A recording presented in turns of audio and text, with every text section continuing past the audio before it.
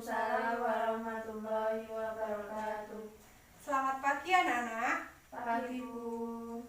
Sebelum memulai pembelajaran kali ini, marilah kita berdoa terlebih dahulu. Berdoa mulai. Berdoa selesai. Ibu presensi terlebih dahulu ya. Apakah ada yang tidak hadir hari ini? Tidak. Oke, baik. Hadir semua ya. Apakah kalian masih ingat materi pertemuan pada minggu kemarin? Masih. Apa coba? Klasifikasi makhluk hidup. Ya, betul sekali. Kemarin kita telah membahas mengenai klasifikasi makhluk hidup. Nah, sekarang kita akan melanjutkan materi ya. Kita akan membahas mengenai pencemaran lingkungan dan dampaknya bagi ekosistem. Secara garis besar, materi yang akan kita pelajari yaitu yang pertama ada pengertian pencemaran lingkungan, yang kedua jenis-jenis pencemaran lingkungan, yang ketiga sumber-sumber pencemaran lingkungan, dan yang keempat yaitu dampaknya bagi ekosistem. Kalian pasti tahu kan ya, sekarang ini banyak kampanye, pamflet, sampai poster untuk melestarikan lingkungan hingga mengurangi sampah. Apakah kalian tahu? Tahu Bu. Ya, itu karena pencemaran lingkungan yang sudah marak dan sangat berdampak bagi ekosistem kita. Nah, sekarang apa sih pencemaran lingkungan itu? Pencemaran yang disebabkan oleh sampah. Iya, bisa. Pencemaran lingkungan adalah segala sesuatu yang dapat mengganggu ekosistem. Pencemaran lingkungan ini menjadi salah satu faktor yang menyebabkan menurunnya kualitas lingkungan. Pencemaran lingkungan dibagi menjadi 3, yaitu pencemaran air, udara, dan tanah. Nah, coba sekarang kalian tuliskan jenis pencemaran, sumber-sumber pencemaran, dan dampaknya bagi ekosistem. Kalian bisa gunakan buku paket maupun modul yang kalian miliki. Silahkan langsung dikerjakan. Semuanya mengerjakan, tidak ada yang ngobrol sendiri ya. Nah, nanti 3 orang dibagi satu persatu. Ada yang air, ada yang udara, dan ada yang tanah. Coba sekarang kalian kerjakan. A few minutes later. Apakah sudah selesai? Belum. Oke, kita tunggu 5 menit lagi ya.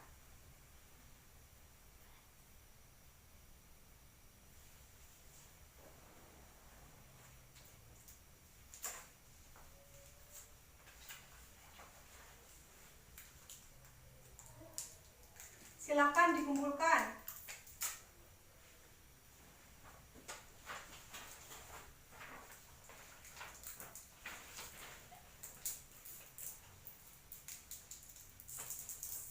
Baik, sudah lengkap ya. Sudah mengerjakan semua. Nah, sekarang silakan masing-masing secara bergantian ke depan presentasi hasil yang sudah kalian kerjakan ini secara bergantian ya.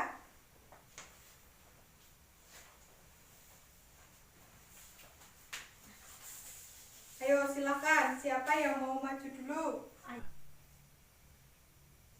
Tidak ada yang mau maju ini? Enggak. Loh, kok nggak mau maju? Malu. Capek ya?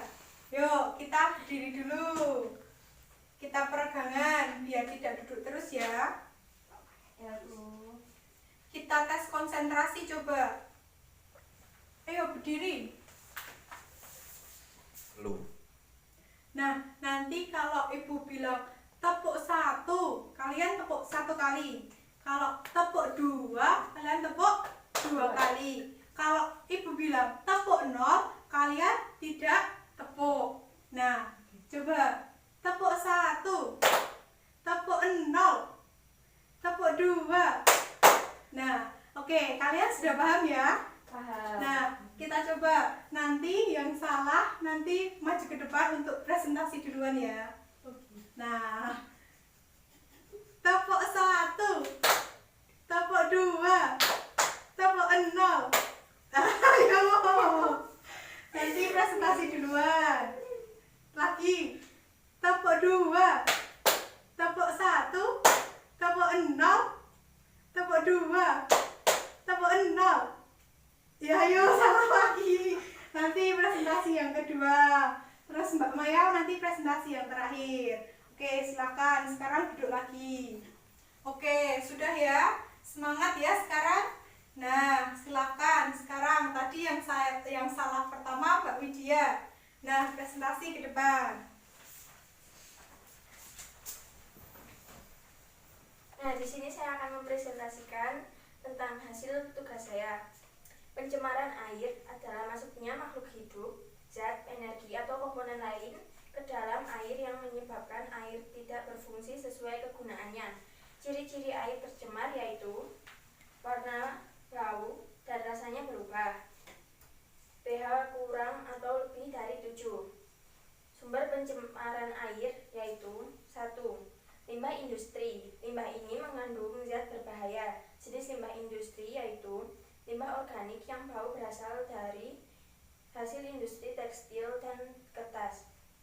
Nah, limbah anorganik berupa cairan panas, berbuih, berwarna, mengandung belerang dan bau menyengat berasal dari hasil industri baja, emas, cat, pupuk, organik, dan farmasi.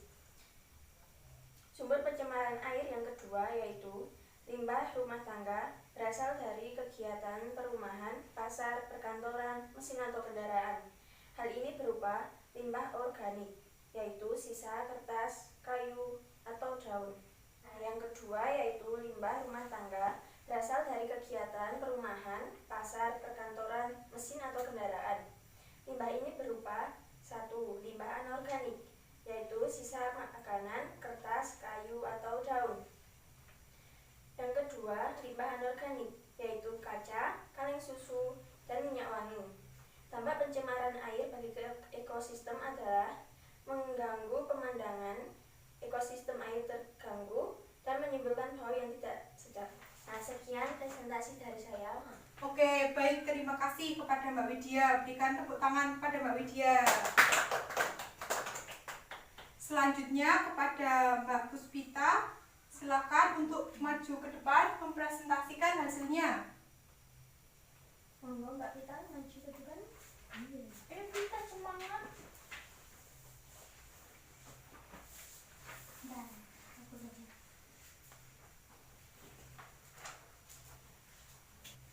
Pencemaran udara adalah kondisi udara mengandung senyawa kimia yang berdampak buruk bagi kesehatan. Sumber pencemaran udara adalah aktivitas alami berasal dari bencana alam, aktivitas manusia berasal dari pembakaran sampah, asap industri, asap kendaraan, asap rokok, senyawa kimia seperti CFC, dan sebagainya. Dampak bagi ekosistem adalah 1. Menimbulkan banyak penyakit, 2. Rusaknya lapisan ozon, 3. Tumbuhan mati karena terkena abu vulkanik dan hujan asam yang mengandung sulfur. Oke, baik, silakan kembali. Oke, baik, terima kasih untuk Mbak Puspita. Berikan tepuk tangan. Nah, tadi sudah presentasi tentang pencemaran air, udara, dan sekarang yang terakhir, pencemaran tanah. Silakan untuk Mbak Maya untuk mempresentasikan hasilnya. Saya akan mempresentasikan pekerjaan saya mengenai pencemaran tanah. Pencemaran tanah adalah keadaan bahan kimia buatan manusia masuk dan mengubah lingkungan alami tanah. Terjadi karena kebocoran limbah atau bahan industri, penggunaan pestisida dan limbah dari penimbunan sampah. Sumber pencemaran tanah yaitu 1. Limbah domestik berasal dari dagang, tempat usaha, hotel, kantor pemerintahan, maupun tempat wisata. Limbah ini berupa tinja atau feses, deterjen, oli, maupun cat. 2. Limbah industri berasal dari sisa produk industri seperti kertas, pengawetan ikan, dan plywood. 3. Limbah pertanian berupa sisa pupuk sintetik untuk menyuburkan tanah, membuat tanah tercemar, misalnya urea dan pestisida. Dampak bagi ekosistem. 1. Ekosistem bawah tanah menjadi terganggu. 2. Menimbulkan banyak penyakit bagi makhluk hidup terutama manusia. 3. Menimbulkan hama baru pada tumbuhan. Terima kasih. Baik, terima kasih untuk Mbak Maya. Berikan tepuk tangannya.